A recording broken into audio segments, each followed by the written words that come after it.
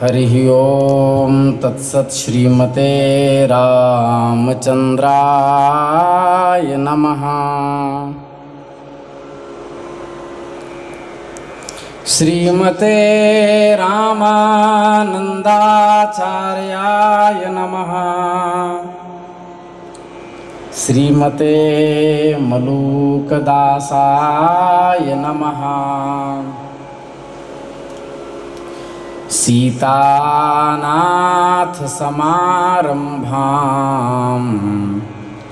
श्रीरामानंदार्य मध्यमाम् अस्मदाचार्यपर्यन्तां वन्दे गुरुपरम्पराम्। प्रहलाद नारद पराशर पुंडरीका व्यासाम्बरीश शुक शौनक भीष्मदाल्भ्यान् रुक्मांगदार्जुन वसिष्ठ विभीषणादीन् पुण्यानिमान् परम भागवतान् नमामि।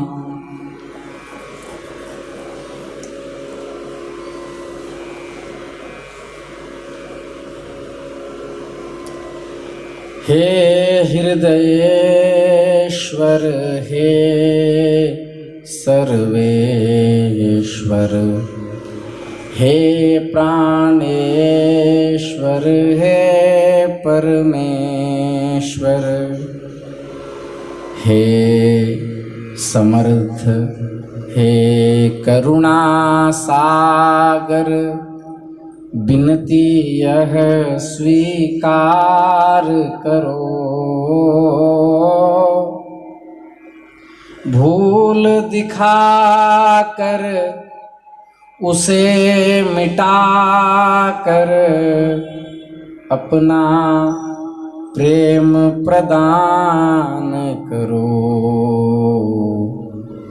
पीर हरो हरि पीर हरो, पीर हरो प्रभु पीर हरो, पीर हरो हरि पीर हरो, पीर हरो प्रभु पीर हरो।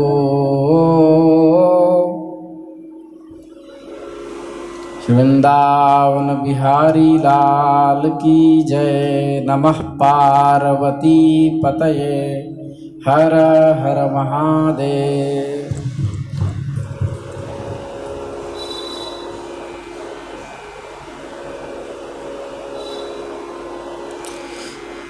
अनंत कोटि ब्रह्मांड नायक सर्वैश्वर्य परात्पर प्रब्रह्म निखिल हेय प्रत्यनीक दिव्यानंत कल्याण गुणगण निलय भगवान श्रीमन नारायण महाप्रभु तथा भगवती लक्ष्मी की असीम अनुकंपा से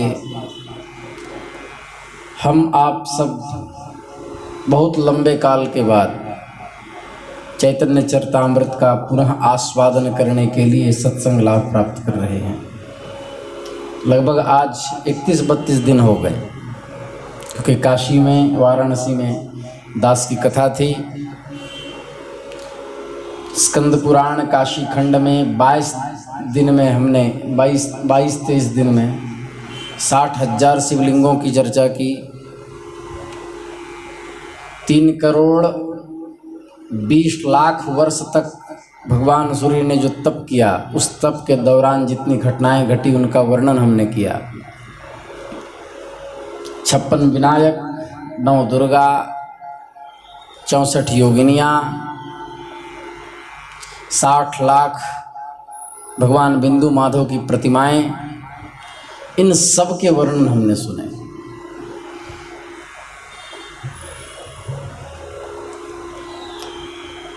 कितने केशव हैं यहाँ, कितने माधव हैं यहाँ। अब फिर उसमें हमने एक महनीय प्रकरण पर भी विचार किया। श्री शालिग्राम जी की उत्पत्ति कैसे हुई, उनका महात्म्य क्या है, शंख का महात्म्य क्या है, और फिर अधिक मास पुरुषोत्तम मास के महात्म्य का हम लोगों ने श्रवण किया। अब पुनः हम लोग दैनिक दिनचर्या उसका अवलंबन ले रहे हैं। हाँ, और एक बात और कह दें,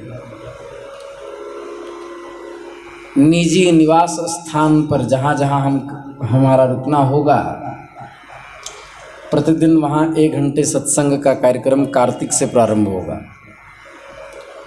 और उसमें महाभारत ग्रंथ प्रारंभ होगा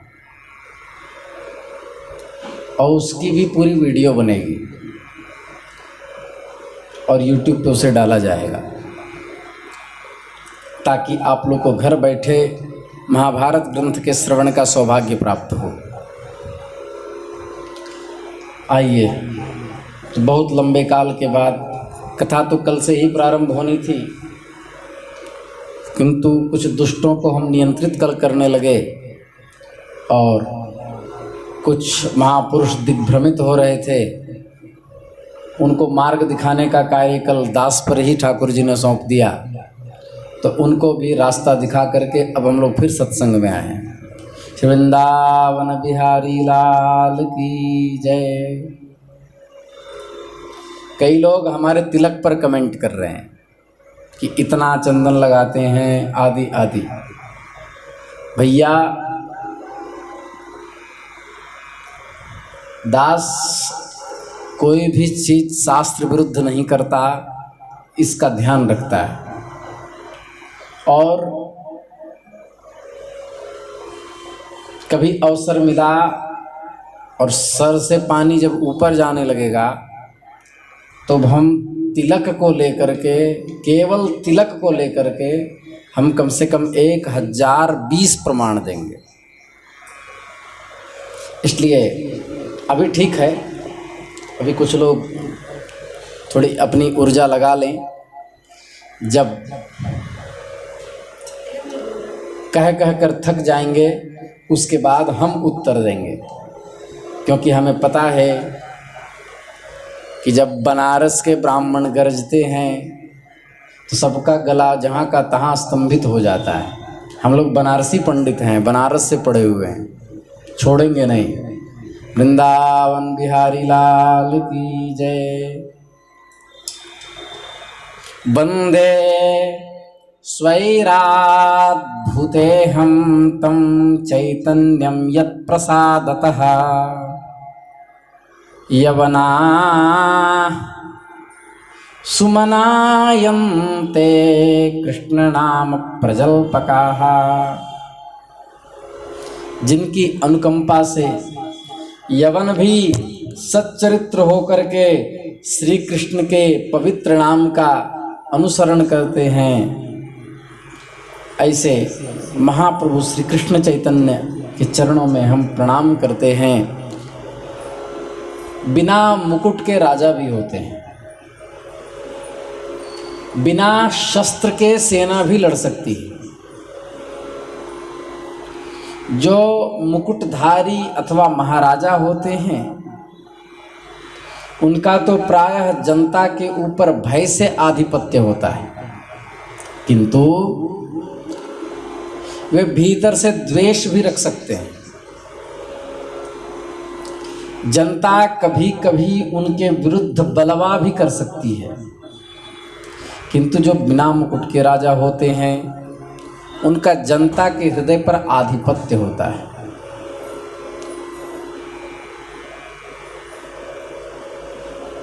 आप हमको यह बताओ, राम जी को कोई शत्रु मानता था क्या?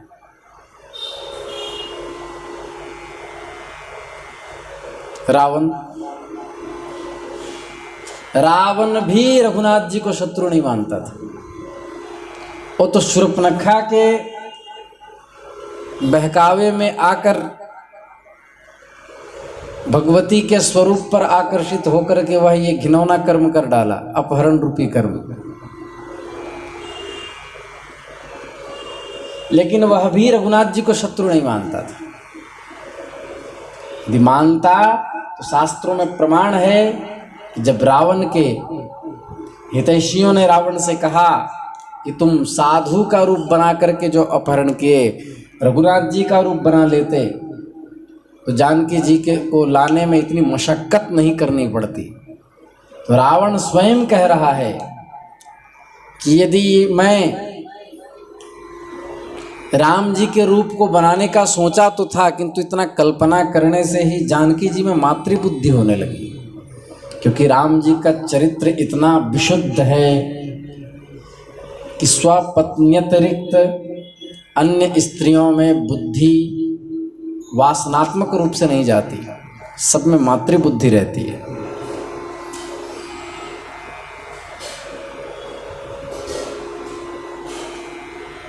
ये रघुनाथ जी का चरित्र है।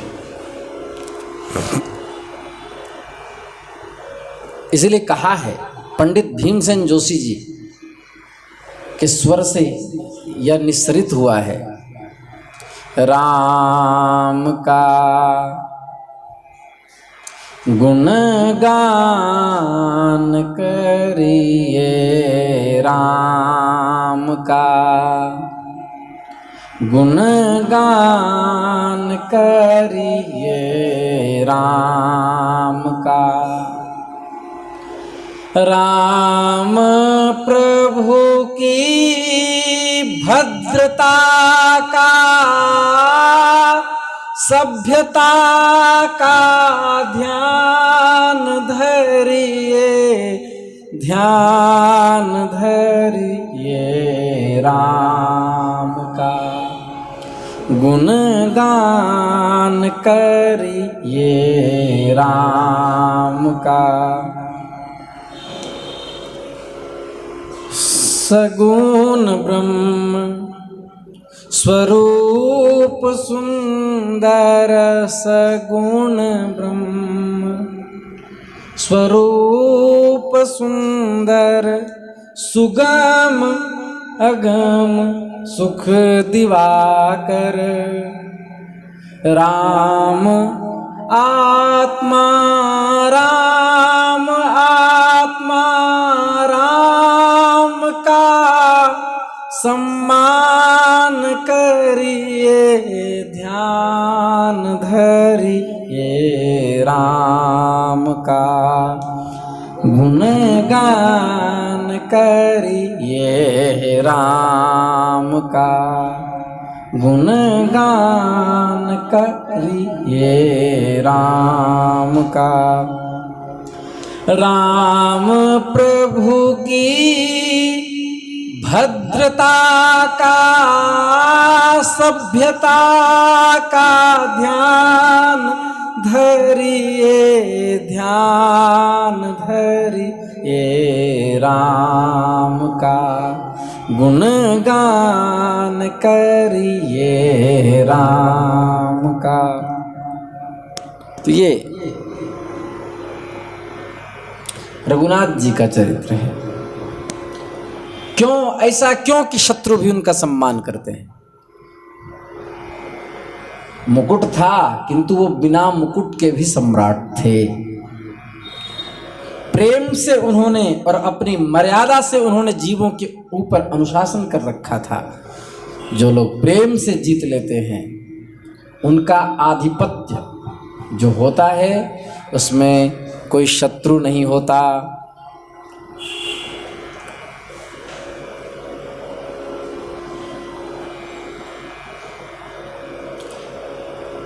इस तरह से जगत पर अनुशासन करो कि आपकी परोक्षावस्था में भी आपकी कोई निंदा न कर पाए। निंदा करने की सोचते ही उनकी जीभ फंसने लगे। उससे लगे मैं किसके बारे में बोलने जा रहा हूं, कहीं इसका पातक तो नहीं लगेगा। ऐसा व्यक्तित्व होना चाहिए। ऐसा व्यक्तित्व श्रीमद् चैतन्य महाप्रभु का था।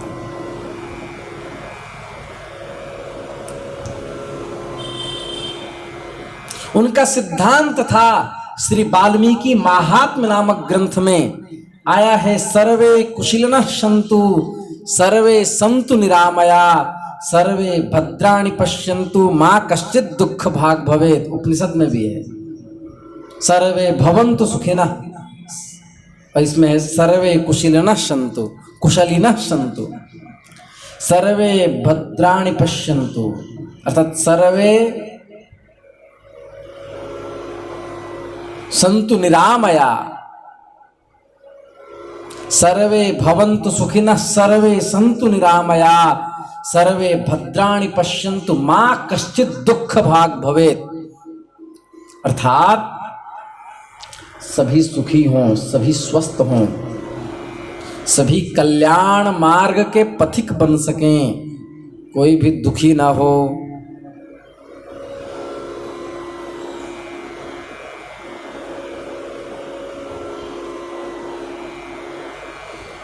महाप्रभु का वह प्रकरण जिनमें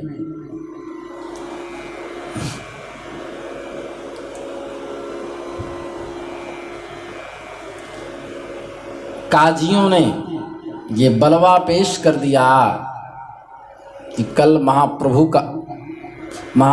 को अरेस्ट कर लिया जाएगा, गिरफ्तार कर लिया जाएगा, क्योंकि वह लोगों को बरगला रहे हैं, कीर्तन के बहाने सबको भटका रहे हैं।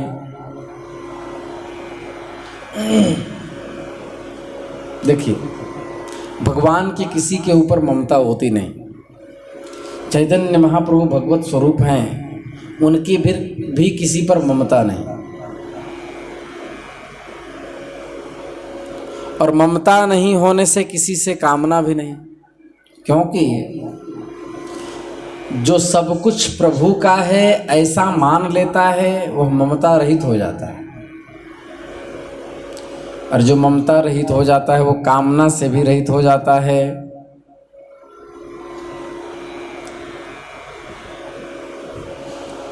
और जो ममता और कामना से रहित हो जाता है तो उसे शांति और निर्विकारता नहीं मिलेगी। क्या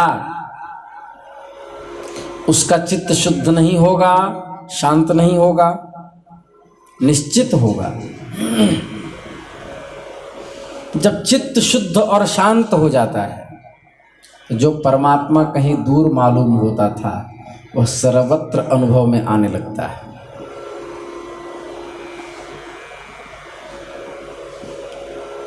तब वह कहता है जो कुछ है इसमें सत्ता रूप से परमात्मा ही है। जिधर देखा उधर पाए, झलक घनश्याम प्यारे की। जो कुछ है रोशनी जग में, उसी दिलबर हमारे की।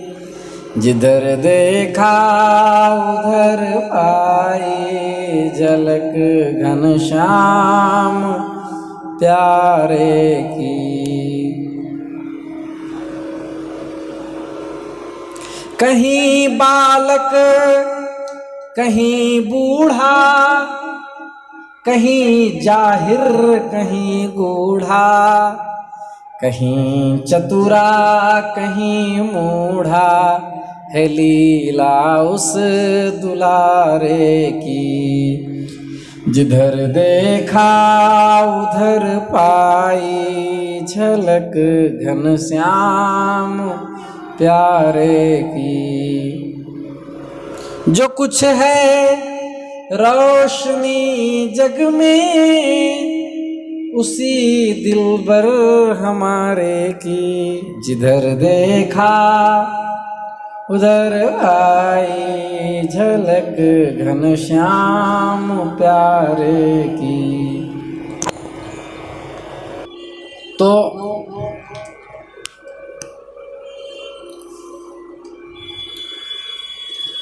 जब कामना और ममता का नाश हो जाता है तब सत्ता रूप से केवल परमात्मा ही परमात्मा भासमान होने लगता है। और परमात्मा है और वो हमारे हैं, और धीरे धीरे वो प्रिय लगने लगते हैं। जब प्रेम की वृद्धि होती है तो सब कुछ खो जाता है।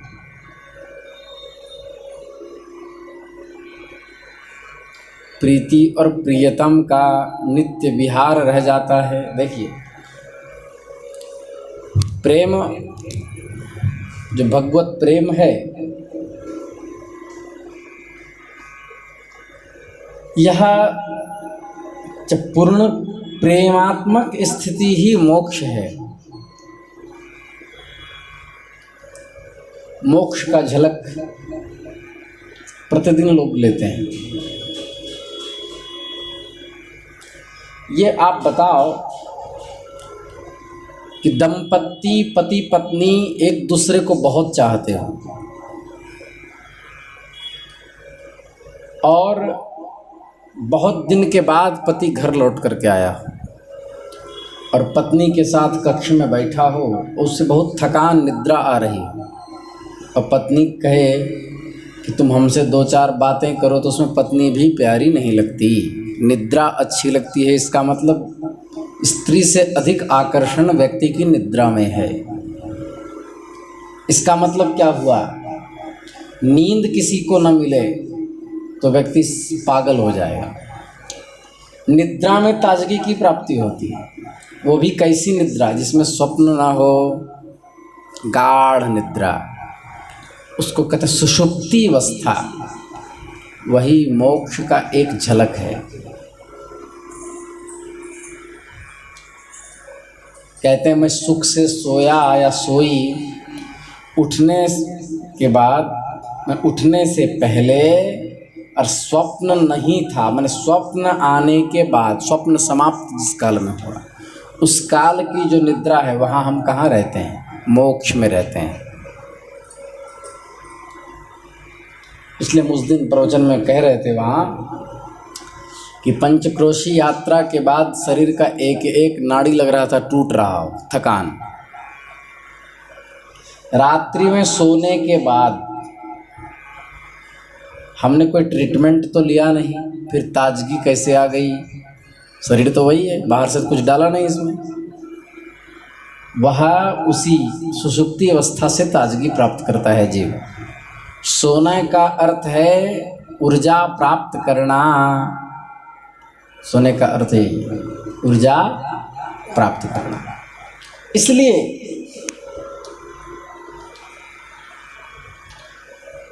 बुद्धिमान व्यक्ति को इतना संकेत पर्याप्त है कि मोक्ष की झलक जो यहाँ है, उसी सुषुप्ति से करोड़ों गुना अरबों गुना अधिक मोक्षानंद है, मोक्ष का सुख है। और उससे भी अधिक प्रेम तो महाप्रभु चैतन्य प्रेम से संपूर्ण नवद्वीप वासी को अपने आगोश में लेकर के और नित्य प्रेमात्मक भक्ति से भक्तों का सिंचन कर रहे थे। आज प्रारंभ है, आज की कथा हम यहीं तक करेंगे। कल से हम फिर पटरी पर जब गाड़ी चलने लगेगी तो क्रम बन जाएगा। श्री वृंदावन बिहारी लाल की जय। और 30 सितंबर से दास की जबलपुर में वाल्मीकि रामायण पर कथा है। नमः पार्वती पतये हर हर महादेव।